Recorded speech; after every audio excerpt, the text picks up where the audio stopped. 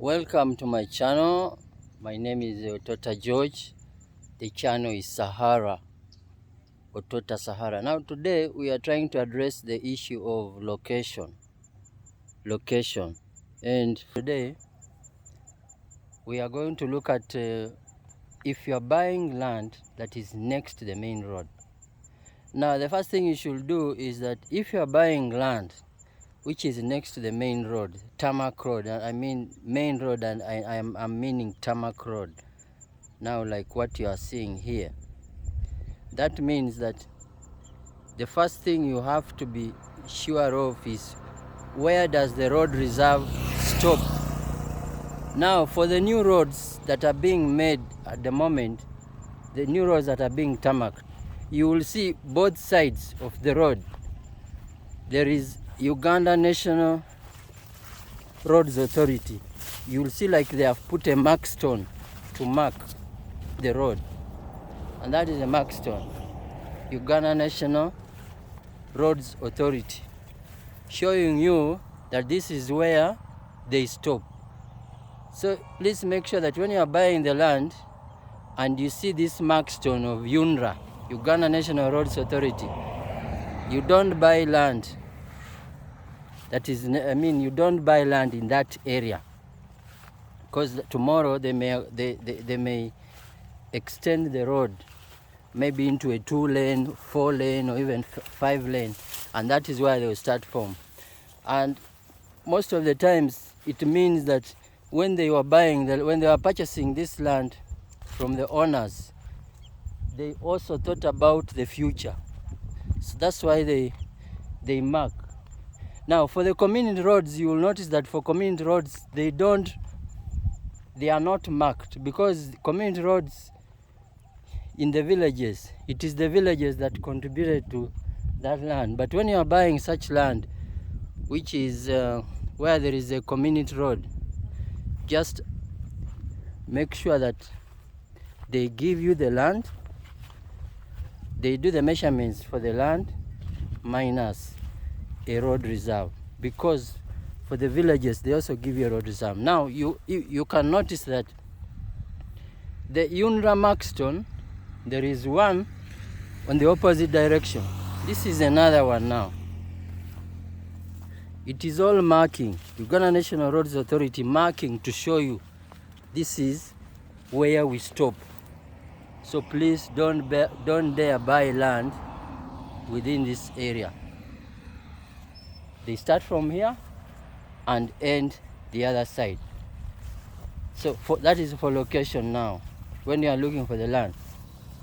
Now another thing I wanted to talk about this is, if you are buying land and you notice that you wanted land that is next to the tarmac, now like here, and for example this land which you wanted to buy, you intended to buy it at how much?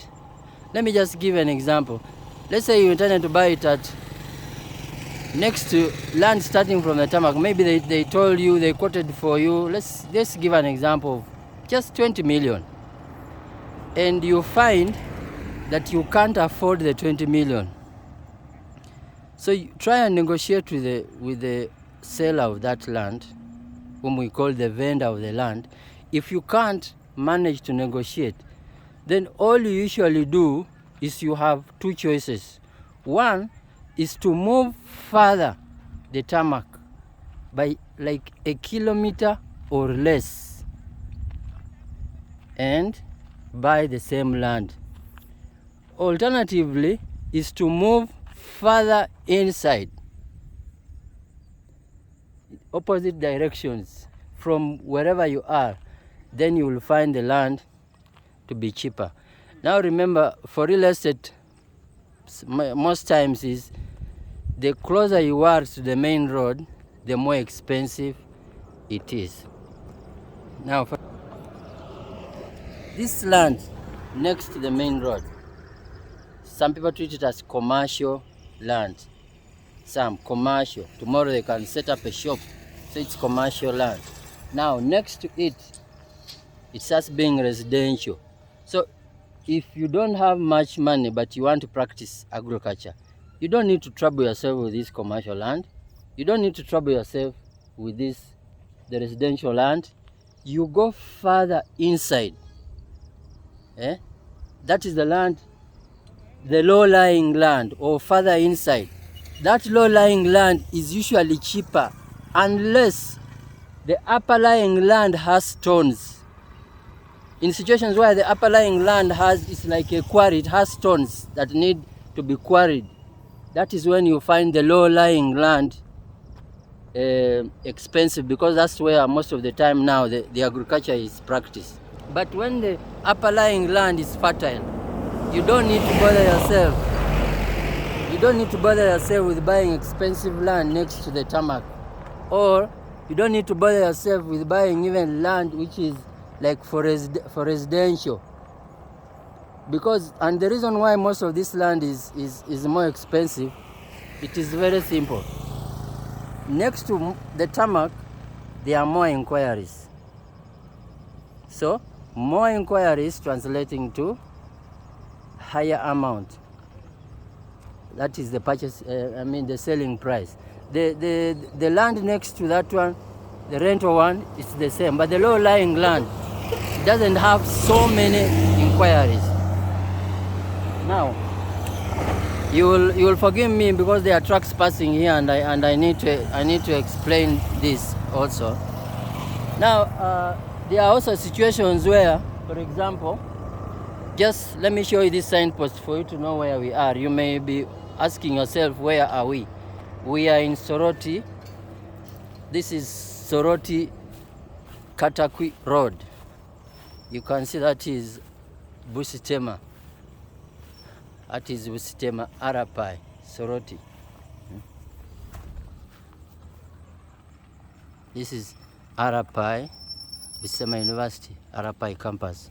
So there is another thing I was also trying to explain to you, which is that now, like for the city, for the city, most times this land, some of this land you may find when it has a title, but that title is even touching the tarmac.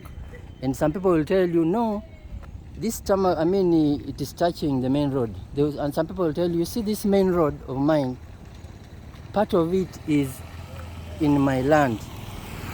Now, and then they may tell you that when UNRA comes to construct a road here, it is you who will be compensated. So why should you? That's why I've included. Then they tell you that is why I've included it in the purchase price.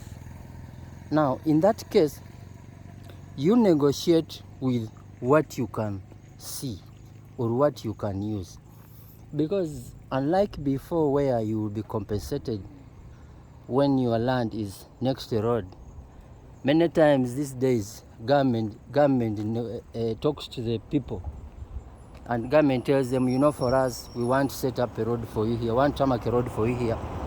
So they will, why should we even compensate you, yet this road is going to help you, the community members. Now, most people, what has been happening is that they give in. Most communities give in, they see, okay, this land is going to help the villagers, this land is going to help us. So there is no need of even us troubling ourselves with asking government for compensation in some cases. So you try and negotiate what you see. Try and, when you are buying land and that land has a title, and then the title, part of the title is in the main road, negotiate and say, and try and sort of remove whatever is touching the tarmac which you will not use, and then whatever you will use is what you pay for or negotiate to pay for. Thank you very much.